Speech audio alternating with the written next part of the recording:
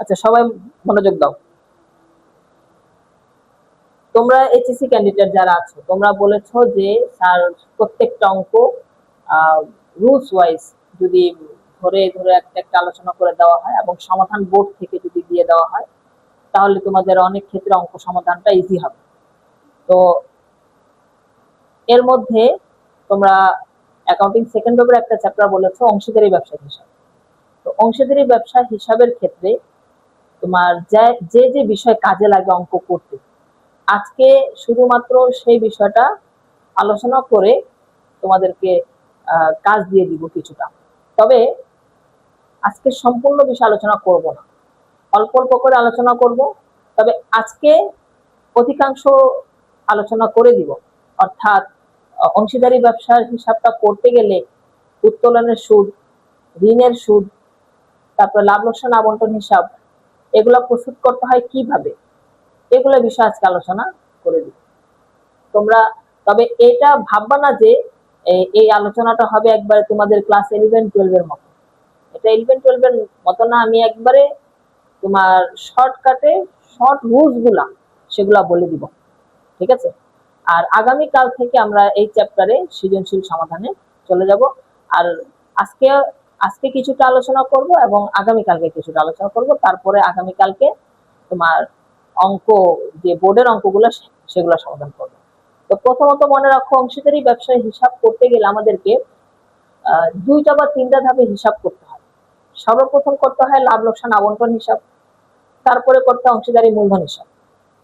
আবার যদি লাভ লোকসান আবন্টন হিসাবের পরে অংশীদারি চলতি হিসাব দিয়ে দেয়, তাহলে অংশীদারি চলতি হিসাব আলাদা করতে হয় আর মূলধন হিসাব আলাদা করতে হয়। এই সকল বিষয় আমরা যখন অঙ্কটা শুরু করবো না, তখন বিষয়টা বুঝতে পারবো। তবে সমস্যাটা হয় লাভ লোকসান আবন্টন হিসাবের কিছু কিছু ক্ষেত্রে। যেমন তোমরা অনেকে মূলধনের সুদ বের করতে পারো, আবার অনেকে অনুপাত বন্টন করতে পারো, আবার অনেকে দেখা যায় যে ওই উত্তোলনের সুদ কিভাবে নির্ণয় করা হবে সেটা বুঝো, ঠিক না? তো এই বিষয়গুলা সমাধানের জন্য আজকের এই ক্লাসটা। তো সর্বপ্রথম উত্তোলনের সুদের সমস্যাটা তোমার ক্লিয়ার করব। তো উত্তোলনের সুদের ক্ষেত্রে মনে রাখবা যে প্রথমত তিন ধরনের উত্তোলন হয়। বেসিক্যালি যেটা তিন ধরনের উত্তোলন হয়, একটা উত্তোলন হচ্ছে প্রতি মাসের প্রথম তারিখে উত্তোলন, আরেকটা হচ্ছে প্রতি মাসের মাঝামাঝি উত্তোলন, আরেকটা হচ্ছে প্রতি মাসের শেষ তারিখে উত্তোলন। তো মনে রাখবা যে প্রতি মাসের প্রথম তারিখে যদি উত্তোলন হয়, এমনটা যদি হয় যে প্রতি মাসের প্রথম তারিখে, এক নাম্বার প্রতি মাসের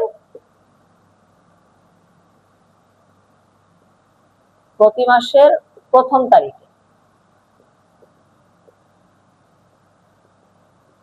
প্রতি মাসের প্রথম তারিখে উত্তোলন হলে সুদ ধরতে হয় 6.5 মাসে। সুদ ধরতে হয় 6.5 মাসে। এখন একটা বিষয় খেয়াল করো, সাপোজ ধরে নাও 100 টাকা একজন মালিক তার প্রতিষ্ঠান থেকে প্রতি মাসের প্রথম তারিখে 100 টাকা করে উত্তোলন করে। 100 টাকা সুদের হার হচ্ছে 10%, ঠিক আছে? সুদের হার হচ্ছে 10%। আমি যদি 100 টাকার উপরে 10% দিয়ে 6.5 যদি দেই, তাহলে আমি কয় মাসে সুদ পাবো? 1 মাসে সুদ পাবো, ঠিক আছে?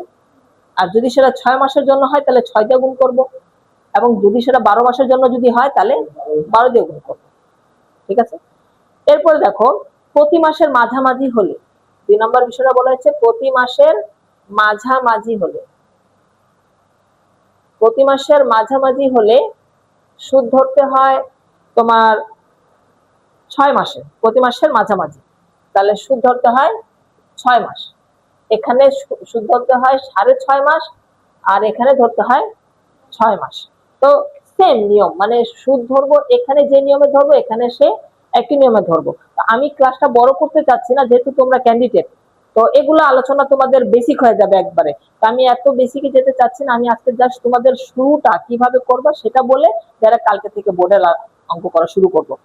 তারপরে দেখো বলা হচ্ছে প্রতি মাসের শেষ তারিখে উত্তোলন, অর্থাৎ 3 নম্বরে যদি বলা হয় প্রতি মাসের শেষ তারিখে যদি উত্তোলন হয়, শেষ তারিখে হলে তাহলে সুদ হয় তোমার 5.5 মাসে। সেম নিয়ম, বাট এখানে সুদ হবে 5.5 মাসে। এরপরে একটু পরিবর্তিত দিকটা একটু খেয়াল করো। শুধু এখানে কি বলা হলো, প্রতি মাসের প্রথম তারিখে, প্রতি মাসের মাঝামাঝি, প্রতি মাসের শেষ তারিখ। ঠিক আছে, এখন দেখো আরেকটা নিয়ম হচ্ছে অংশীদারগণ প্রতি 2 মাস অন্তর অন্তর উত্তোলন করে। তো 2 মাস অন্তর অন্তর যদি উত্তোলন করে তাহলে এক বছরে কয়বার উত্তোলন করবে? 1 বছরে 12 মাস 6 বার উত্তোলন করবে, ঠিক না? তো 2 মাস অন্তর অন্তর যদি উত্তোলন করে তাহলে সুদ হবে এখানে ভিন্ন একটা, হ্যাঁ ভিন্ন। 2 মাস অন্তর অন্তর হলে, 2 মাস অন্তর উত্তোলন হলে,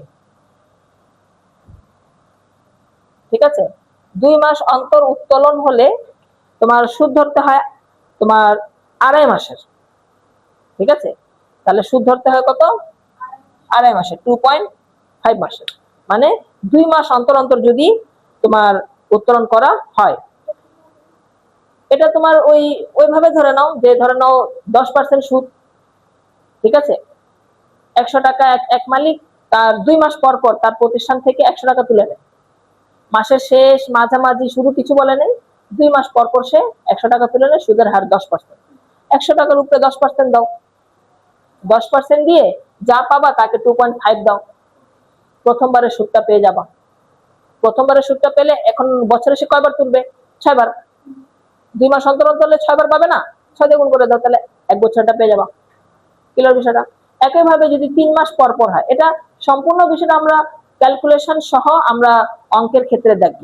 এবার যদি 3 মাস পর পর যদি হয়, একইভাবে যদি 3 মাস অন্তর উত্তোলন হলে তাহলে সুদ হয় তোমার 3 মাস অন্তর অন্তর হলে 1.5 মাসের সুদ হয় 1.5 মাসের। ঠিক আছে, তো এই বিষয়গুলো তোমরা মনে রাখবা। এরপর হচ্ছে ঋণের সুদ। ঋণের সুদের ক্ষেত্রে একটা বিষয় মনে রাখবা যে ঋণের সুদ অনেক সময় ঋণের পাশে তারিখ দেওয়া থাকে। ঠিক আছে, ঋণের পাশে তারিখ দেওয়া থাকে, তাহলে আমাদেরকে সেই তারিখ অনুযায়ী সুদ ধরতে হবে, পার্সেন্টেজও দেওয়া থাকে। আবার অনেক সময় দেখা যায় যে তারিখ পার্সেন্টেজ কোনো কিছু বলা নেই। তো অংশীদারি আইন অনুযায়ী চুক্তিপত্রে ঋণের সুদের পরিমাণ উল্লেখ করে দেওয়া বাধ্যতামূলক। ইনকে যদি উল্লেখ করা না থাকে, আমাদের স্টুডেন্টদের ভিতরে কনফিউশন থাকে যে তারা ঋণের সুদ ধরবে কি ধরবে না, এই বিষয়ে কনফিউশন থাকে। তো ঋণের সুদের পার্সেন্টেজ বা তারিখ উল্লেখ করা না থাকলে তাহলে আমাকে 6% সুদ প্রদান করতে হবে, 6% সুদ প্রদান করতে হবে। এবার অঙ্ক যদি 1 বছর হয় তাহলে 6 মাসের সুদ দিয়ে দিব, আর যদি 6 মাসের হয় তাহলে 3 মাসের সুদটা প্রদান করব। এরপরের বিষয় হচ্ছে আমাদের অংশীদারীদের বেতন। এটা আমরা আজকে আলোচনা করব না, এটা কালকে বলবো, কারণ এটা ডিটেইলস একটু আলোচনা করতে হবে। এরপর হচ্ছে তোমার কমিশন, কমিশনটাও আজকে বলবো না, কালকে বলবো। এরপরে লাভ লোকসান আবন্টনের ছকটা শুধু বলে দিব, যেহেতু তোমরা ক্যান্ডিডেট, তোমরা এটা তোমাদেরকে একে দেখাতে হবে না বা তোমাদেরকে এটা সরাসরি করে আনতে বলা হবে না, তোমরা ডাইরেক্টলি লাভ লোকসান আবন্টনের তোমরা অঙ্কটা কিছুটা তো হলেও তোমরা পারো, তাই না? তোমাদের সমস্যা যেখানে যেখানে হয় সেই বিষয়গুলো আজকে আমি 2টা টপিক সমাধান করছি, সেটা হচ্ছে ঋণের সুদ, একটা হচ্ছে উত্তোলনের সুদ, আর একটা হচ্ছে ঋণের সুদ। এই 2টা বিষয় আমি কিন্তু আজকে বলে দিলাম। তো তোমরা এগুলো যদি লিখে রাখো তাহলে সহজে এগুলো সমাধান পেয়ে যাবে। আর তাছাড়া যদি সমাধান না পাও বা তোমাদের বই যদি খুঁজতে সমস্যা হয় তাহলে আমাকে বলবা, ঠিক আছে? এটার পিডিএফ ফাইল আমি তোমাদেরকে দিয়ে দিব। আর আগামী কালকের ক্লাসে আমি অন্যান্য যে বেতন আছে, কমিশন আছে, এগুলা নিয়ে আলোচনা করে এটা সরাসরি আগামী কালকে একটা বোর্ডের অঙ্ক করব। ঠিক আছে, বোর্ডের অঙ্ক করলে তোমরা লাভ লোকসান আবন্টনের হিসাব বুঝে নিবা। তবে লাভ লোকসান আবন্টনের ছকটা যাদের ছক মুখস্থ নাই তারা আরেকবার লাভ লোকসান আবন্টনের যে তোমাদের বই যে ছকটা দেওয়া আছে সেটা একবার দেখে নিও। ঠিক আছে, আজকের ক্লাস এখানেই শেষ।